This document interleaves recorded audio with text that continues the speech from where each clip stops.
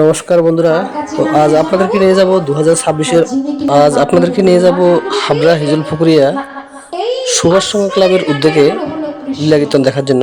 সঙ্গে থাকবেন। আপনারা যারা ভিডিওটি দেখছেন, ভিডিও দেখার শেষে একটা সাবস্ক্রাইব, লাইক, শেয়ার এবং কমেন্টস করে যাবেন এবং বেল আইকন প্রেস করে রাখবেন, যাতে করে নতুন নতুন ভিডিও আপলোড করার সাথে সাথে আপনাদের কাছে নোটিফিকেশন পৌঁছে যায়।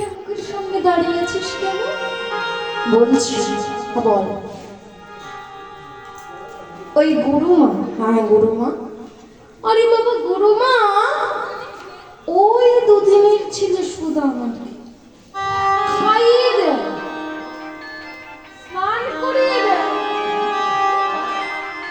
ঘুম পাড়িয়ে দেয়। আচ্ছা দেয় তাই কি হয়েছে? দিতেই পারে। দেখেছো কার কাছে আর নালিশ জানাতে আসবো গো? যার কাছে নালিশ জানাতে এসেছি সেই দেখছি এখন সুদামার দলে, সেই তো দেখছি আমাদের থেকে সুদামাকে বেশি ভালোবাসতে। যখনই এই কথা বলেছি মা, গোবিন্দ আবার কেঁদে উঠেছে। সুদামা, সুদামা, তোরা কি শুধু সুদামার ভালোবাসাটাই আমার দেখলি রে? আমি সুদামাকে ভালোবাসি, তোরাই কি সেটা দেখলি রে? কিন্তু ওই সুদামা যে আমায় কত ভালোবাসে তোরা একবার দেখলি না? কাঙালের ছেলে আমায় কতটা ভালোবাসে। সে যদি কিছু খায়, খাওয়ার আগে আমাকে নিবেদন করে তবে খায়। তোরা কি কিছু খাওয়ার আগে আমায় দিয়ে খাস? কিন্তু মা কি হয়েছে? সুদামার মা আসার সময় কি বলে দিয়েছিল? সুদামাকে অভাগিনী মাকে যেন ভুলে যাস না। কিন্তু সুদামা আমার গুরু আশ্রমে এসে মায়ের ভালোবাসা, গুরু মায়ের ভালোবাসা আর সঙ্গে কৃষ্ণের ভালোবাসা পেতে পেতে আস্তে আস্তে সত্যি সত্যি মাকেই ভুলে গেছে, নিজের মাকেই ভুলে গেছে। কিন্তু নিজের মা মৃত্যুর সঙ্গে লড়াই করছে। দিবানিশি কাঁদে আর বলে না বলে তবে কি আমি শেষ বাড়ির মতো আমার সুদামাকে দেখতে পারবো না? মৃত্যুর সঙ্গে লড়াই করছে, বিছানো সজ্জা হয়ে গেছে সুদামার মা। গোবিন্দ মনে মনে চিন্তা করলো, আজ তো সুদামাকে আমায় ওর মায়ের কাছে পৌঁছে দিতেই হবে, না হলে মায়ের শেষ মুখটা সে দেখতে পাবে না। কোনো একটা ছলনার আশ্রয় করতে হবে, ছলনার আশ্রয় করে ওকে এই আশ্রম থেকে তাড়িয়ে দিতে হবে, কেননা এমনি কথাই যাবে না। তাই গোবিন্দ আবার শুরু করলেন বাঁশি বাজাতে। গোবিন্দ যখন বাঁশি বাজাতে শুরু করেছে, গোবিন্দ যখন বাঁশি বাজাতে শুরু করেছে আর গোবিন্দের বাঁশির ধ্বনি কার বলছে, সখা তুমি কি সুন্দর বাঁশি বাজাও। হ্যাঁ বাজাইতে কি হয়েছে? তুমি বাজাবে না? বাজাও। কি করে বাজাবো সখা? আমি যে বাঁশি বাজাতে পারি না, তুমি আমায় শিখিয়ে দেবে? হ্যাঁ আমি তোমায় শিখিয়ে দেব। আচ্ছা সুদামা, আমি যদি তোমায় বাঁশি বাজানো শিখিয়ে দিই তাহলে আমি তোমার কি হব? কেন তুমি আমার গুরু হবে। আর তুমি আমার কি হবে? তুমি আমি তোমার শিষ্য হব। তাহলে সুদামা তুমি কি জানো গুরুকে আগে কি দিতে হয়? গুরুকে আগে গুরু দক্ষিণা দিতে হয়। তাহলে দাও সুদামা, তুমি আমায় গুরু দক্ষিণা দাও। আচ্ছা সখা, আমি গুরু দক্ষিণা কোথায় পাবো গো? আমি যে বড় কাঙাল, আমি যে বড় কাঙাল গো, এই জগতে আমার মতো কাঙাল যে কেউ নাই।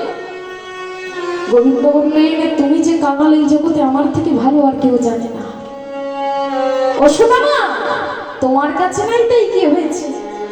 এই গুরু আশ্রমে তো আছে, ওই যে দূরে দেখতে পাচ্ছ না রন্ধনশালা, ওই রন্ধনশালায় গুরুমা এক হাঁড়িতে রেখেছে কিছু কড়াই ভাজা আর আরেক হাঁড়িতে আছে নাড়ু। তা সুদামা তুমি একটা কাজ করো, ওই রন্ধনশালা হতে ওই রান্নাঘর থেকে তুমি আমায় কিছু কড়াই ভাজা আর কিছু নাড়ু এনে দাও, আমি তোমায় বাঁশি বাজানো শিখাই দেবো। সখা, আমি চুরি করবো? আমি তো কোনোদিন চুরি করিনি গো, আমি কেমন করে চুরি করবো? দেখেছো, এই বলে সখার জন্য সব করতে পারি, আর এখন আমার জন্য তুমি চুরি করতে পারবে না সখা? বেশ, তুমি যখন বলছো সখা হয়ে, আমি তখন চুরি করবো। কিন্তু সখা, আমি যদি চুরি চুরি করতে গিয়ে ধরা পড়ে যায়? না না না না না, তুমি ধরা পড়বে না। কেন জানো, ওই তুমি যখন রন্ধনশালায় যাবে, আমি তখন রন্ধনশালায় বাহিরে দাঁড়িয়ে থাকবো, আর যদি কেউ এসে পড়ে আমি তোমায় বলে দেব, আর তুমি শিগগিরই তখনই রন্ধনশালা থেকে বেরিয়ে যাবে। কিন্তু গোবিন্দ তো মনে মনে চিন্তা করছে অন্যরকম, যে ও একবার বেটা রন্ধনশালায় ঢুকো, তারপরে কি করি ওর ব্যবস্থা নিতে হয় সে আমার জানা আছে। আজকে তো চোরের বদনাম দিয়ে তোকে তাড়িয়ে দিতে হবে, না হলে তো শেষ মুখটা দেখতে পারবে না। যেই না সুদামা আমার রন্ধনশালায় ঢুকে, সবে মাত্র কড়াই ভাজার হাঁড়িতে হাত দিয়েছে, আর অমনি কৃষ্ণ আমার ছুটতে ছুটতে গিয়েছে গুরুমার কাছে। গুরুমা, ও গুরুমা, দেখবি, চলো দেখবি, কাকে তুমি স্নান করিয়ে দাও, কাকে তুমি ঘুম পাড়িয়ে দিতে। হ্যাঁ, তুমি মনে করো রোজ তোমার রন্ধনশালা হতে চুরি হয়, আর তুমি ভাবো কিনা আমি চুরি করি? না না না না না না মা, না, আজকে তোমায় হাতে নাতে প্রমাণ দেবো। চলো মা চলো, তুমি আজকে হাতে নাতে দেখবি কি চুরি করি। তুমি ভাবো আমি নাটের গরু? না মা, না না, আজ দেখবি, চলো দেখবি, ওই দেখো কি আসল চোর। মা, মাগো আমি, মাগো আমি চুরি করে না না না, মাগো মা, মাগো আমি চুরি করি না,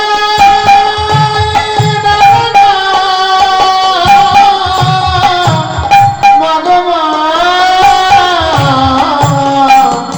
মাগো আমি চুরি করি না। ও মা, দেখেছো মা, দেখেছো, ও করে মানাচ্ছি।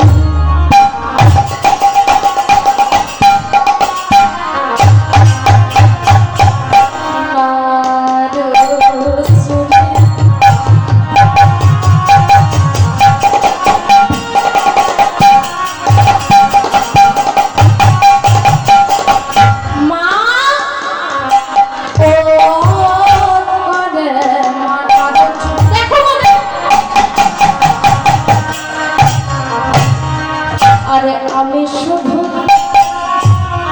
ও চুরি করে পালিয়ে যায়, আর তোমরা শুধু ভাবো আমি বুঝি না চুরি করি। না না, আরে আমি শুধু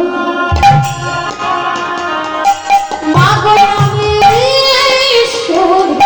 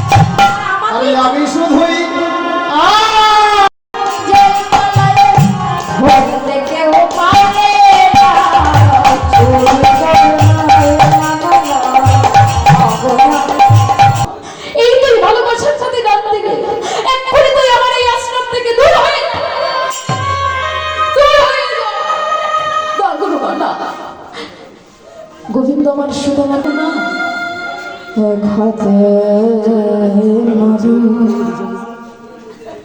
আর এক হাতে করাই ভাজা সখা কৃষ্ণের সম্মুখে এসে দাঁড়াইলে। সখা, আমি জানি সখা, আমি জানি তুমি হলে রাজার ছেলে, আর আমি হলাম কাঙালের ঘরের ছেলে। কাঙালের সমানে সমানে ছাড়া বন্ধুত্ব হয় না। আমি তোমায় আজ কথা দিলাম সখা, এই জগতে যত দুঃখ কষ্ট যন্ত্রণাই আসুক না কেন,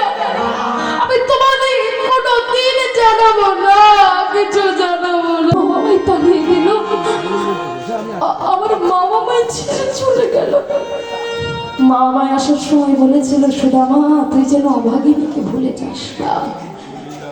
আর এই বড় মায়ের ভালোবাসা পেয়ে সেই নিজের গর্ভধারিণী মাকে আমি ভুলে গিয়েছিলাম। সুদামা, মাকে কারোর চিরদিনে বেঁচে থাকে সুদামা। সুদামা আমার চোখে বিধর্ম নগরীতে গিয়ে নিজের মায়ের শেষ প্রায়শ্চিত্ত করলো। দেখতে দেখতে সুদামা আমার অনেক বড় হয়েছে।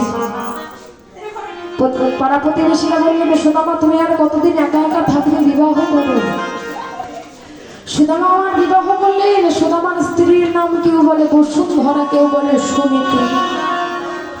তো সুদামার স্ত্রী সুদামাকে একদিন ডেকে বলছে, ততদিনে গোবিন্দ আমার অনেক লীলা খেলা পরিত্যাগ করে দ্বারকার রাজা হয়েছে বাবা।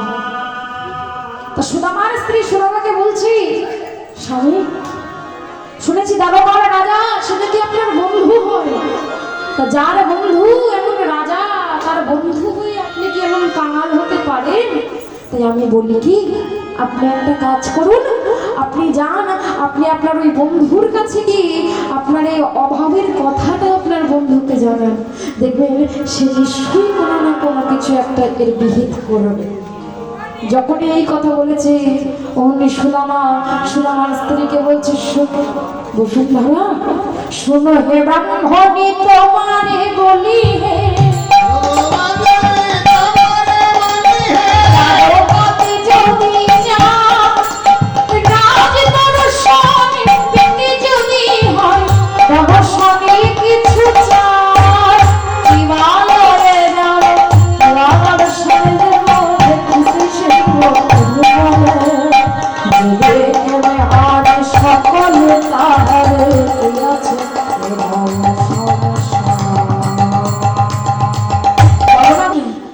স্বামী, তুমি তার বন্ধুর জন্য হয়েছ তুমি কাঙাল, আর আমি হয়েছি আপনার স্ত্রী, আমি হয়েছি কাঙালিনী।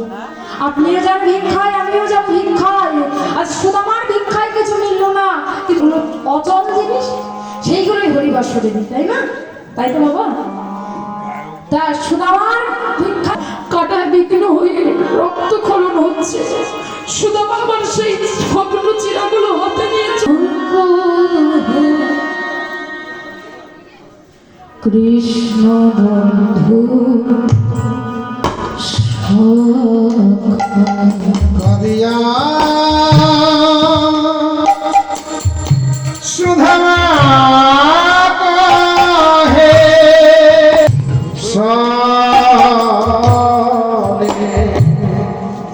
তোমারে দেখিতে